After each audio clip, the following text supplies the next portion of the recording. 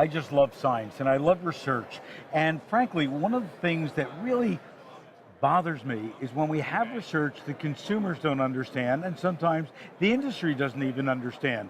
And I want to roll back probably, maybe 10 or 15 years where there was a GMO potato that was developed not to turn brown.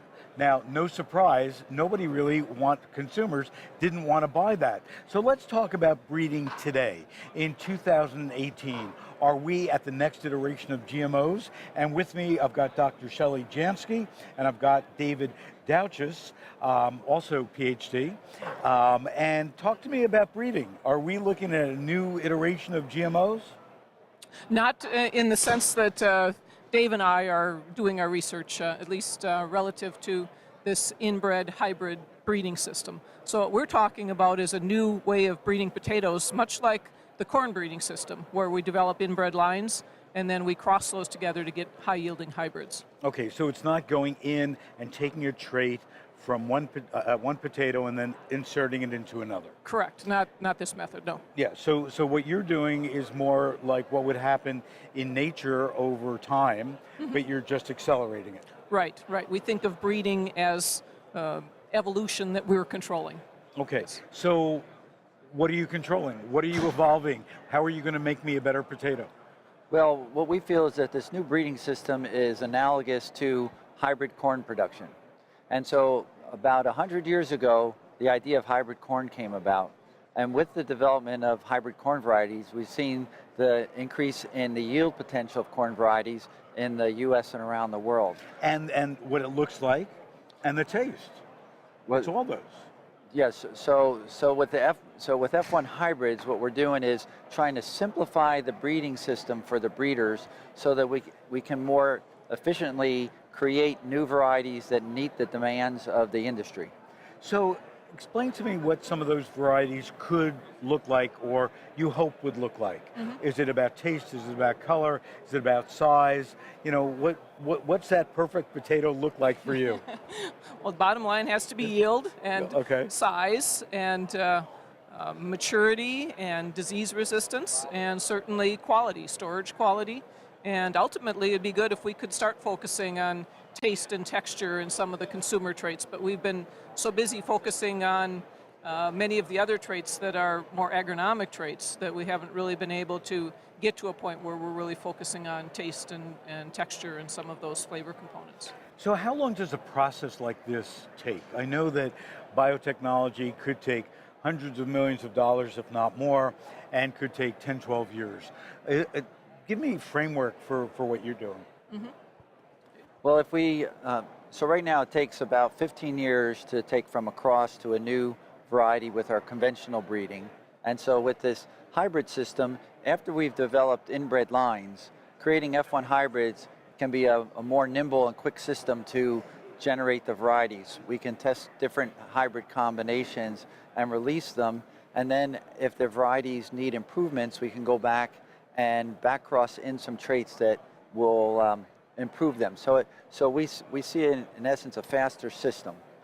And you know, you're from the University of Wisconsin-Madison. You're from Michigan State. You're collaborating on this. And talk to me a little bit about the role of university research in agriculture, because you know, a lot of people don't know that, you know, a lot of the innovations that we've seen have come out of programs like yours, and have also, frankly, been able to fund further research in agriculture because of the license fees that you're able to generate for the universities.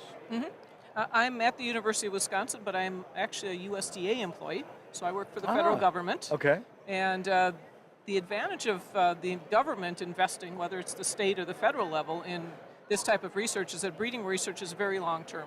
And we need to know that we're going to have stable funding for 5 years, 10 years, 20 years down the line. We can't decide that we're going to start a program and then 8 years into it say, well, we don't have any more funding for it, that's it. So I think that's really the big advantage of bringing in state and federal funding for breeding research. So I'm going to put you on the spot and you do not have to answer this. Are you worried that with everything that's being talked about at USDA that your funding could be pulled? No, I'm not. I think that there has been good, stable support from industry at the state level, at the federal level. I think it's always a challenge to go out and find funding, but there's, I think, enough appreciation of the value of the research that I think the funding will continue. And in your case? So I think this is a good example. So Shelley is the federal government, USDA, and I'm land-grant university, so state university. So I think it's that we work together, USDA and the land grants, to develop the varieties. But also part of this partnership is the actual potato industries in our states, which are also now glued together at the national level with Potatoes USA and kind of having some coordination. So it's a really partnership in the way research gets done. And that's what good research is. It's a partnership, where otherwise, I mean, people don't understand the length of time that it takes to develop these, and the amount of misses until you finally come across. Right. So on a personal level, how do you like your potato?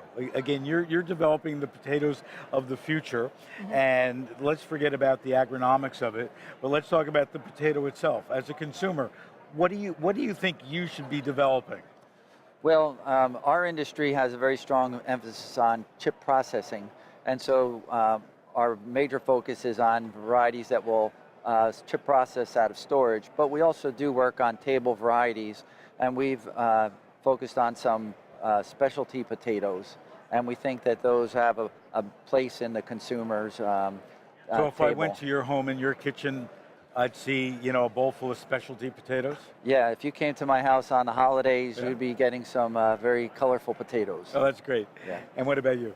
I do like the specialty potatoes. I love to roast them. Yeah. And a nice array of colors, purples and reds and yellow flesh and so on. So yeah, I like variability. I can't tell you the amount of times that I hear from consumers when in a supermarket where they see the various colored potatoes, where either I overhear them or they're asking me, oh, how do they make them those colors? Is it food dye? And you have to explain the whole process. Sure. And we need some education there. Sure. I think we do. And South American varieties are very, very colorful. Yes. That's where we get most of this color, Yes, is the they natural land races. Yeah. Yes. Well, thank you both so much for your hard work in doing this, making the potato world a bit better, and thank you for joining us at the Eye. Thank You're you, Phil. welcome. Thank you. We're going to take a break, one last interview for the rest of the day, and then we're going to come back tomorrow with even more. So stay tuned.